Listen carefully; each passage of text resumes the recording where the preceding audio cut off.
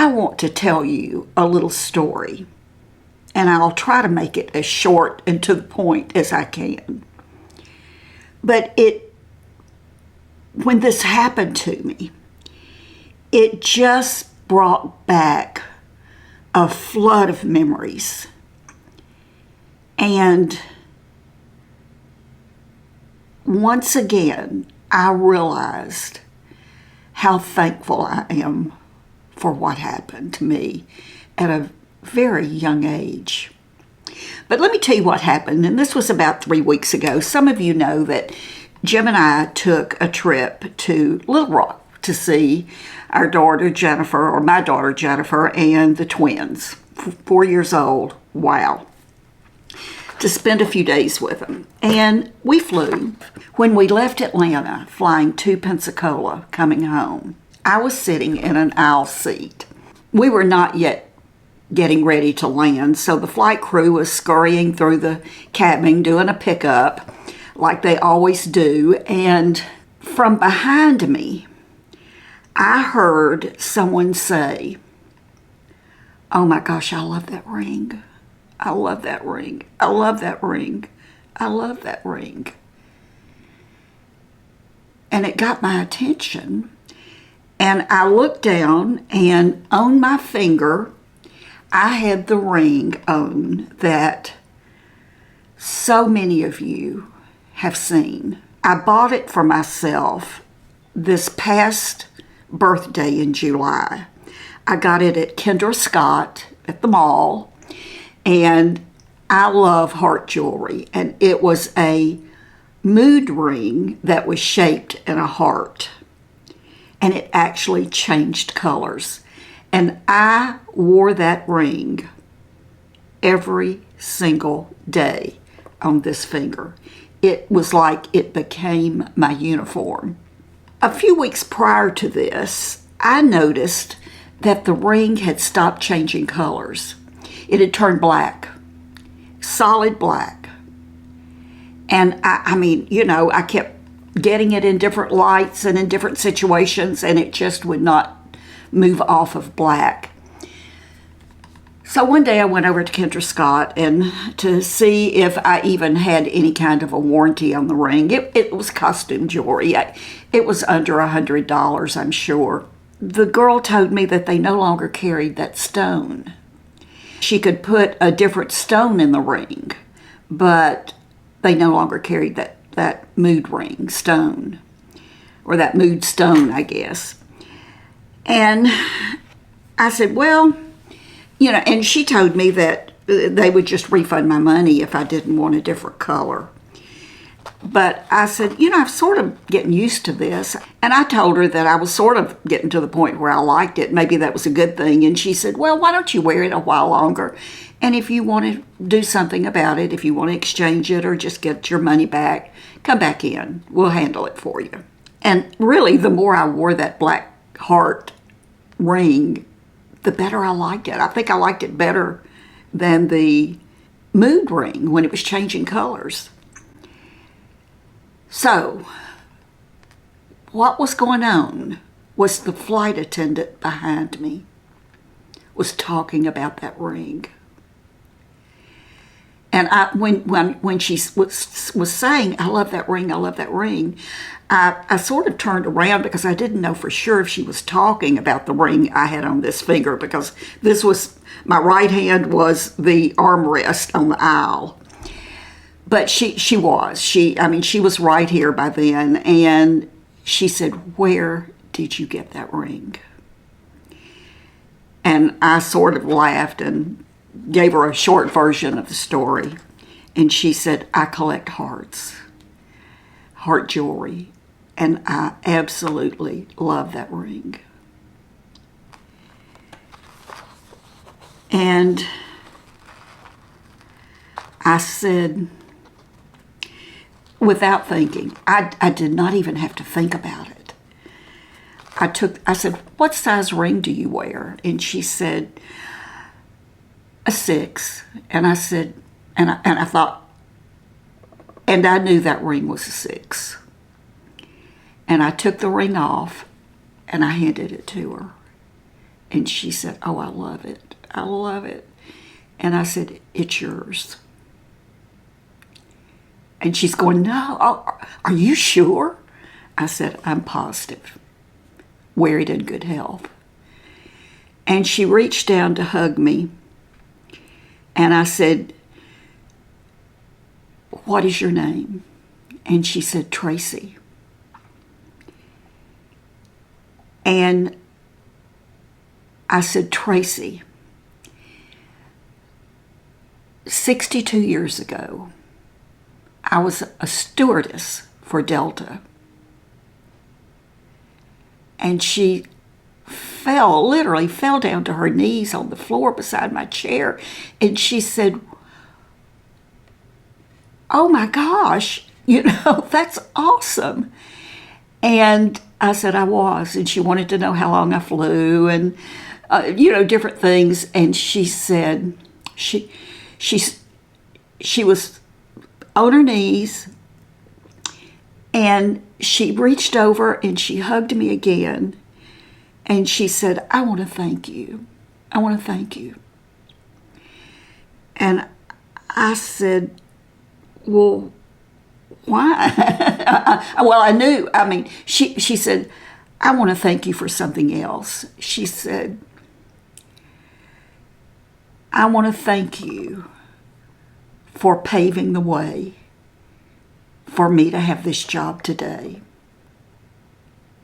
And I said, "Well, thank you, Tracy." And she said, "When you started flying as a stewardess for Delta, I wouldn't have been hired. I couldn't have been hired." She was black. And she was so right.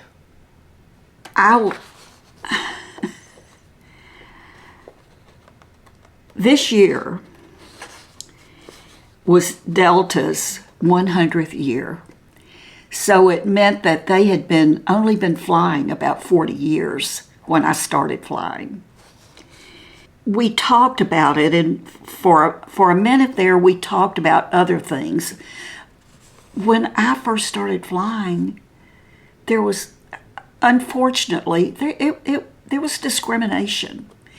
Not just with the color of your skin, but about your looks. And this was not just Delta. This was the airline industry for their stewardesses. And we talked about the fact, and I told her, I said,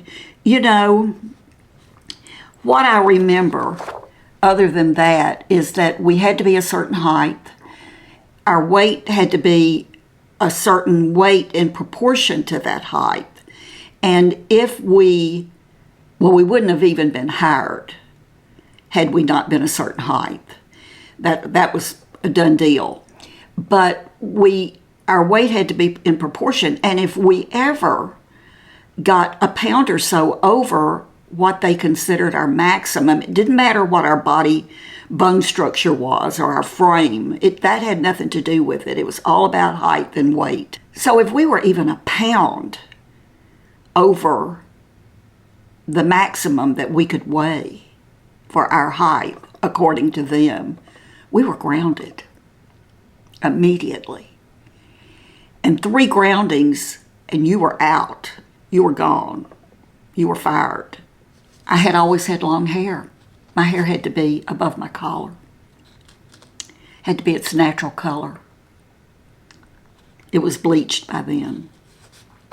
We had to wear red nail polish because we served food, and in case underneath our fingernails got dirty, the red nail polish sort of hid it. With Delta, we were not allowed to wear eyeliner. And do you know how popular eyeliner was then? One Friday night, I hadn't been flying very long, and I had a flight out about 7 o'clock, going to, I think, Kansas City and maybe Chicago to lay over. And it was a Friday night, and I thought, there's not going to be a soul in that stewardess lounge. I wore eyeliner. And guess who was there? The chief stewardess. Guess who was sent home? Me. So when I got home, I looked up some of the requirements of when I first started flying. In 1960, which was, I started flying in 63, I believe. We were called stewardesses, and we had to be single. I've got my list here. We had to be single, we had to be childless, we had to be between 21 and 27 years old, and within specific height and weight limits. We had to be between 5'2" and 5'9".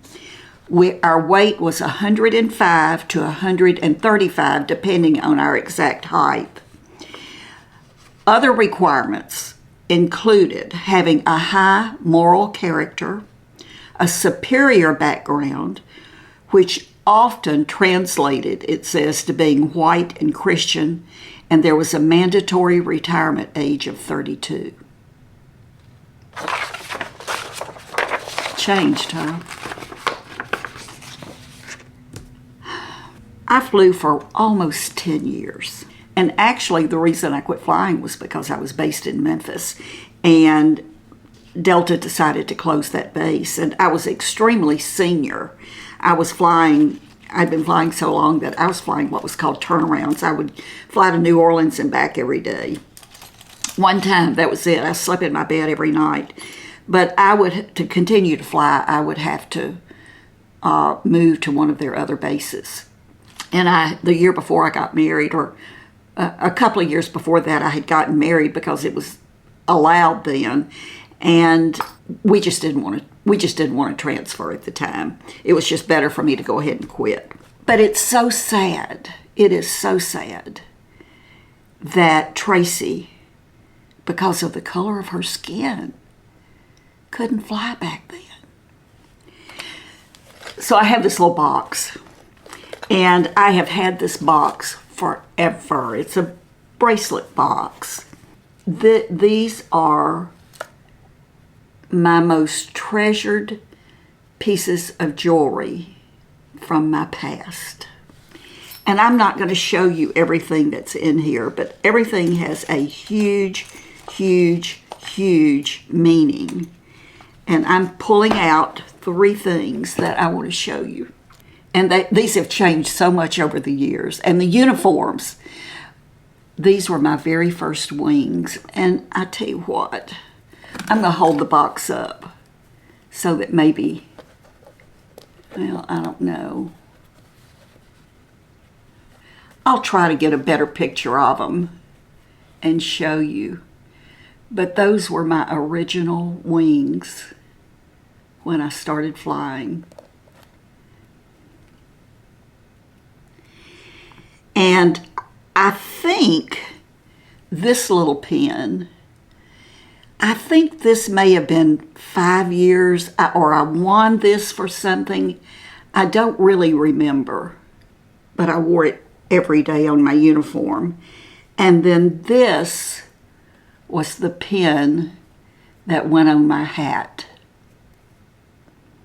I do still have my very first hat. I'll show a better picture of these here somewhere. And what I'm going to do also, because I don't have any actual pictures of me on my computer of when I flew. They're packed away somewhere in a scrapbook, but I found pictures of the actual uniforms that I wore during that almost 10 years of flying for Delta. And they were fun. It was fun. It was a wonderful job. It was a fun job. It was totally different in every respect from the way it is now. I've never really talked a whole lot about my childhood, my teen years. We were poor, like so many. We were poor. There's no other way. There's no other way to describe it. We were poor. I wore my best friend's hand-me-downs. That was just the way it was. Going to college after graduating from high school, and by the way,